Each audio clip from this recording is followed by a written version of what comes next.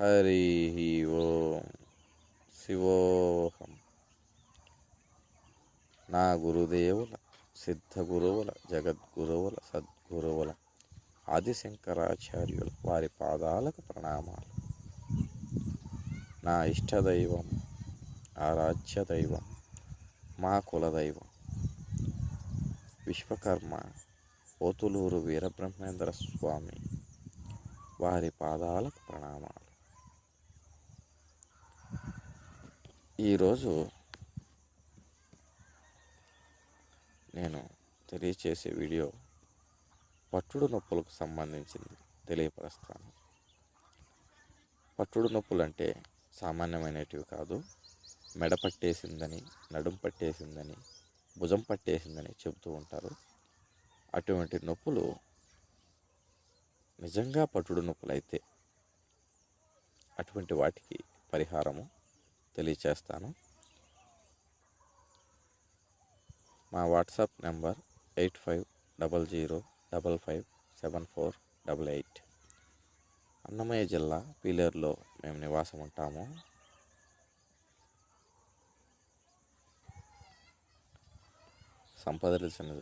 సంప్రదించాలనుకునేవారు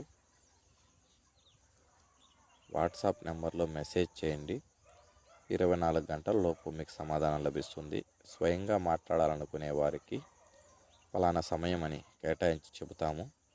అన్ని ఫోన్లు మాట్లాడే సమయం ఉండదు కాబట్టి ప్రతి ఒక్కరూ అర్థం చేసుకోగలరు. పట్టుడు నొప్పులకు మన దగ్గర ఒక మంత్రం ఉంది. ఆ మంత్రాన్ని అమావాస్య రోజున మాత్రమే ఇవ్వగలము. ఎందుకంటే ఒక్కొక్క దానికి ఒక్కొక్క నియమం ఉంటుంది. అది ఏ విధంగా పనిచేస్తుందంటే పట్టుడు నొప్పుల మంత్రం నేను మీకు తెలియచేస్తాను. నాకు నడుం పట్టేసింది. ఆ పరిస్థితిలో నా పరిస్థితి ఎలా ఉన్నిందంటే కాళ్ళు చేతులు పనిచేస్తాయి, నడుం మాత్రం పనిచేయదు. అంటే కూర్చోలేను, నిలబడుకోలేను. పనుకొని ఉన్నా కూడా నేను వెళ్ళాకలా నన్ను పనుకోబెట్టారనుకోండి, పక్కకు తిప్పుకోవాలంటే కూడా చెయ్యి పెట్టి నడుమును పక్కకు తిప్పితే తప్ప నడుము పనిచేయదు. అంటే నడుములు పోయాయి అంటారే, ఆ విధంగా ఉన్నింది. హాస్పిటల్లో చూపించాను.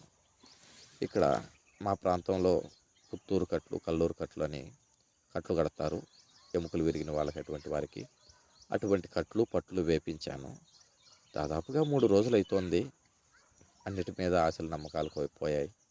ఇంకా జీవితంలో నడుములు వస్తాయి, నేను పైకి లేస్తానని నమ్మకం పోయింది. అలాంటి పరిస్థితుల్లో నేను ఉంటే అప్పుడు ఒకరు చెప్పారు, పట్టుడు నొప్పి ఏమో మంత్రించుకుంటే పోతుంది అని. నేనెట్ట లేవలేను, కనీసం బాత్రూమ్కి వెళ్ళాలన్నా ఎవరన్నా తీసుకెళ్ళి కూర్చొనబెట్టాలి. నడుములు పోయిన వాళ్ళ పరిస్థితి ఎంతో అంతే నా పరిస్థితి. అలాంటి దీనమైన పరిస్థితిలో నేను ఉన్నప్పుడు వేరే వాళ్ళు ఎవరో చెబితే అక్కడికి ఒక ఆటో రమ్మని చెప్పి నన్ను ఇంట్లో నుంచి ఆటోలో కూర్చొనబెట్టి తీసుకొని వెళ్ళి, ఆమె పెద్ద ఆమె, దాదాపుగా 110 సంవత్సరాల వయసు ఉంటుంది ఆమెకు. ఆమె చూసింది, పరిస్థితి చెప్పాను. ఏం కాదులేనైనా, తగ్గిపోతుంది, ఒక పూట మంత్రిస్తానే చాలా వరకు తగ్గుతుంది, మళ్ళీ వచ్చి 2 పూటలు మంత్రించుకొని అయినా పూర్తిగా తగ్గిపోతుంది అని చెప్పింది. ఆ మహాతల్లి ఏదో ఇనపకమ్మ ఒకటి తీసుకొని వచ్చి ఎక్కడ నొప్పి అని అడిగి, ఆమె ఏదో మనసులో నోటితో చిన్నగా సౌండ్ బయట రాకుండా మంత్రం చెప్పుకుంటా అలా దిగదీసింది ఆ కమ్మితో. ఆ క్షణమే దాదాపుగా నిలబడుకోలేని నేను నిలబడిపోయాను.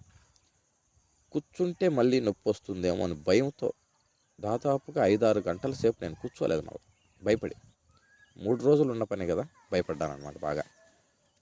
అప్పుడు మంత్రము, మహిమ, నమ్మకం లభించాయి నాకు. మరలా వెళ్ళాను, మరలా అలాగే చేసింది. మరలా వెళ్ళాను, అలాగే చేసింది. డబ్బులు ఏమి ఇవ్వాలమ్మా అని అడిగాను. ఆయన డబ్బు కోసం మేము చేయము నాయన, మా వంశ పారంపర్యము, మేమేదో మా వల్ల అయిన కాడికి మేలు చేస్తున్నామంతే, డబ్బులు ఆశించి మేము చేయము, ఎవరి దగ్గర తీసుకోము అని చెప్పింది. అంత నిస్వార్థంగా ఆమె చేసింది, అంత ఫలితము దక్కింది. కాబట్టి అటువంటి మహిమ కలిగిన మంత్రం కావాలని నాకు అనిపించింది. మరలా ఒకరోజు వెళ్ళాను. అమ్మ, మీరు మంత్రిస్తున్న మంత్రం మహిమ స్వయంగా నేనే చూశాను కాబట్టి నాకు నమ్మకం కలిగింది. నా బాధ నాకే తెలుసు. జీవితంలో నడుములే లేవు, ఇంక పోయినాయనుకున్నాను. అట్టి నాకు నీ మంత్రమహిమ వల్ల లభించినాయి. ఆ మంత్రం కావాలమ్మా అని అడిగినాను. ఆ అమ్మ మీది ఏమి జాతి అని అడిగింది.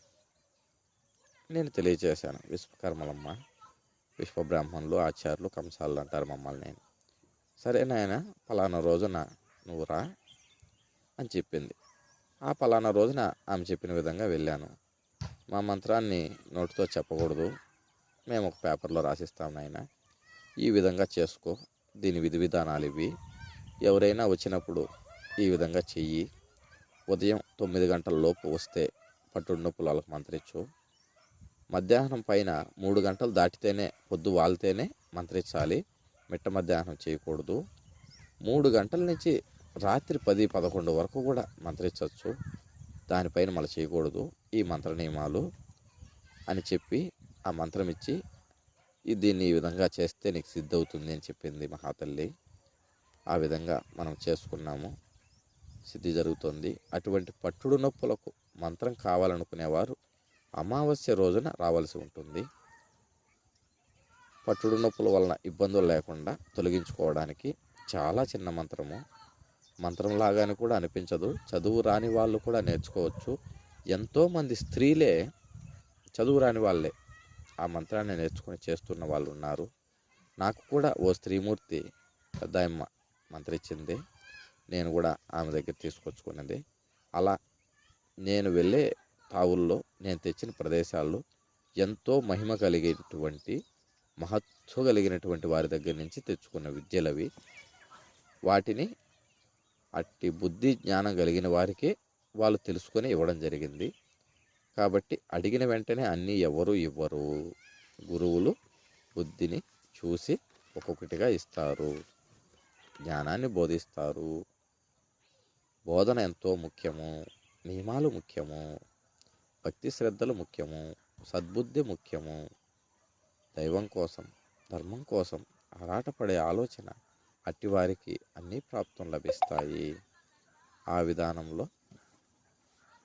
పట్టుడు నొప్పులకు సంబంధించి మంత్రం కావాలనుకునేవారు అమావాస్య రోజున రావలసి ఉంటుంది. వారికి ఆ మంత్రం ఆ రోజునే ఇవ్వడం జరుగుతుంది. సర్వే జన సుఖినో భవంతు. హరి ఓం.